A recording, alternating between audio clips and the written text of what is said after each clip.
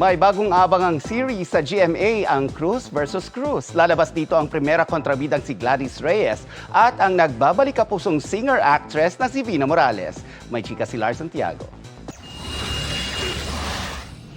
The OG Kapuso is back sa pagsisimula ng taon. Nagbabalik din sa GMA si Vina Morales pagkaraan ng mahigit 2 dekada. Actually, hindi ako mapakali. Hindi ako mapakali. Sobrang, alam mo yung mixed emotions. I had butterflies in my stomach going down the car nung nasa basement na. Sabi ko, ninenervyos ako. Ano ba yung feeling na ganito? Ninenervyos ako in a way dahil excited ako. Ang Sunday noontime musical show na SOP, ang huling show na ginawa ni Vina sa GMA.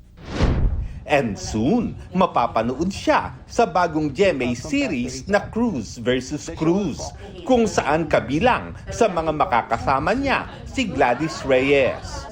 Matagal na silang magkaibigan dahil pareho silang member ng Thursday group ng That's Entertainment. Pero first time nilang magsasama sa isang series.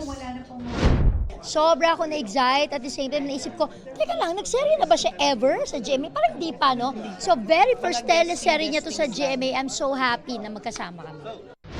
Kasama nila sa serye sina Neil Ryan Sese, Pancho Magno, Lexi Gonzalez, Christopher Martin, Elijah Alejo at Caprice Cayetano.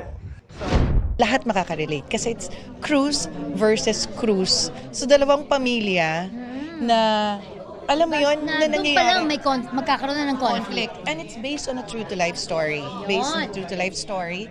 And I am as Felma Ruiz Cruz, ako yung common law wife. Siya naman, Yes, ako yung OFW nurse na kumbaga isang lalaki ang aming minahal. Pero ayaw natin i-preempt syempre ate. Oo, ang hirap, no?